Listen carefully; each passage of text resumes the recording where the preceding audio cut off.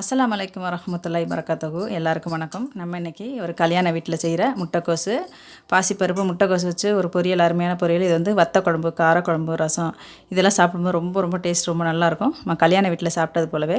வாங்க இதை எப்படி செய்யலான்றதை வீடியோக்கு போய் பார்க்கலாம். முட்டைக்கோசு பொரியல் பண்ணுறதுக்கு நம்ம முட்டைக்கோசை முதல்ல வேக வச்சுக்கிருவோம். நான் வந்து ஒரு 300 கிராம் அளவு இருக்கும் முட்டைக்கோசு எடுத்திருக்கேன். இதை நம்ம முதல்ல போட்டு சட்டியில் போட்டு பருப்போடு சேர்த்து வேக வச்சுக்கிருவோம். போல் நான் பாசி பருப்பை ஊற வச்சுருந்தேன். ஒரு 2 டேபிள் ஸ்பூன் போல் சேர்த்துக்கிருவோம். ஊற வச்சுட்டேன் நான் முன்னாடியே. அதே போல் தண்ணி, இந்த முட்டைக்கோசு முழுகிற அளவுக்கு நம்ம தண்ணி ஊற்றி விட்டுருவோம். முட்டைக்கோசு முழுகிற அளவுக்கு நம்ம தண்ணி ஊற்றிக்கலாம். இன்னும் கொஞ்சம் தண்ணி நான் சேர்த்துருக்கேன். இப்போ நம்ம இதை எல்லாத்தையும் ஒன்றா கலக்கி விட்டுருவோம். கலக்கி விட்டு நம்மளுக்கு ஒரு 2 நிமிஷம் நல்லா கொதி வந்து ஒரு 2 நிமிஷம் கொதிச்சா போதும். ரொம்பலாம் கொதிக்கக்கூடாது, கலர் மாறக்கூடாது. ஒரு 1/4 ஸ்பூன் போல் உப்பு அது கூட சேர்த்துக்கிடுவோம். உப்பு சேர்த்துட்டு நல்லா கலக்கி விட்டுறலாம். முட்டைக்கோஸ் கொதிக்க ஆரம்பித்து ஒரு 3 நிமிஷம் கொதிச்சா போதும்.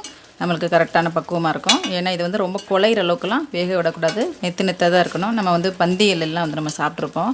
பருப்புலாம் வந்து நல்லா வெந்த மாதிரி தான் இருக்கும். ஆனால் வந்து உங்களுக்கு குழையே இருக்காது. போதும். நம்ம இப்போ இதை வடிகட்டி எடுத்துக்கிடுவோம். வடிகட்டி எடுத்து இந்த தண்ணி வேஸ்ட்டு பண்ண வேணால் ரொம்ப நல்லாயிருக்கும். இந்த தண்ணி குடிச்சிக்கலாம். நம்ம வடிகட்டி வேறு பாத்திரத்தில் எடுத்துக்கலாம். வடிகட்டி எடுத்துட்டோம் முட்டைக்கோசை. இப்போ நம்ம தாளிப்பு கொடுத்துடலாம். 1 டேபிள் ஸ்பூன் மேலே எண்ணெய் ஊற்றிக்கிடுவோம். எண்ணெய் சுடட்டும். எண்ணெய் காஞ்சதும் 1 ஸ்பூன் அளவுக்கு கடுகு உளுந்தம் பருப்பு சேர்த்துக்கிடுவோம். கடுகு உளுந்தம் பருப்பு நல்லா பொரியட்டும். நம்ம வந்து முட்டைக்கோசு வந்து ரொம்ப வந்து வேக விட்டுறக்கூடாது. இந்த மாதிரி பருப்பு வந்து நெத்தாக தான் இருக்கணும். அப்படியே தொட்டாக்கா மாவு மாதிரி இருக்கும். ஆனால் இந்த மாதிரி தான் இருக்கணும். அப்போ தான் நல்லாயிருக்கும். நம்ம கல்யாண வீட்டுகளில் ஹோட்டலில் சாப்பிட்டது போலவே இருக்கும். அது கூடவே ஒரு 1/4 ஸ்பூன் போல் சீரகம் சேர்த்துக்கிறோம். சீரகம் நல்லா பொரியட்டும். பொரிஞ்சோன்னா நம்ம பூண்டு வச்சுருக்கேன். நான் ஒரு 10 பல்லு போல் பூண்டு அரிஞ்சு வச்சுருக்கேன். அதை நம்ம சேர்த்துக்கலாம். கொஞ்சம் செவக்கட்டும். அது கூடவே நான் வந்து வெங்காயம் வெட்டி வச்சுருக்கேன். ஒரு கைப்பிடி அளவுக்கு வெங்காயம், அதையும் நம்ம சேர்த்துக்கிடுவோம். ஒரு பச்சை மிளகா வெட்டி வச்சுருக்கேன். நீங்கள் காரம் நிறைய சாப்பிட்டீங்கன்னா இன்னும் 2 3 கூட போட்டுக்கலாம். இப்போ நம்ம இதை நல்லா வதக்கி விட்டுருவோம்.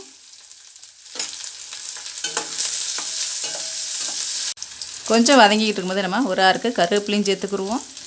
இதெல்லாம் நல்லா வதக்கிக்கலாம்.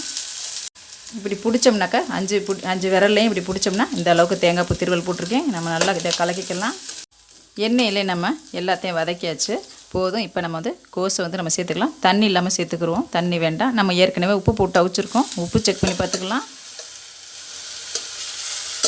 இது வந்து போட்டுட்டு ரொம்ப நேரம் கிண்டணும்லாம் இல்லை.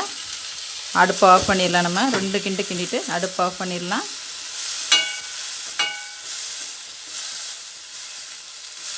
தண்ணி இல்லாமல் சேர்த்துட்டோம்னாக்கா தண்ணி சுண்டி இருக்கும். ரொம்ப ரொம்ப அருமையான ஒரு முட்டைக்கோஸ் பொரியல் இது. அவ்வளோதான். நம்ம இப்போ அடுப்பை அமர்த்திடலாம். போதும். ரொம்ப நேரம் வதக்கணும்னு அவசியம் இல்லை. அவ்வளோதான். நம்மளுடைய கல்யாண வீட்டு முட்டைக்கோஸ் பொரியல் ரெடி ஆயிடுச்சு. கண்டிப்பாக இந்த ரெசிபியை சமைச்சு பார்த்துட்டு அம்மாவுக்கு லைக் பண்ணுங்கள், கமெண்ட் பண்ணுங்கள், சப்ஸ்கிரைப் பண்ணுங்கள். சப்ஸ்கிரைப் பண்ண எல்லாரும் அம்மா வீடியோ தொடர்ந்து பார்த்துட்டு வாங்க. ரொம்ப ரொம்ப நன்றி.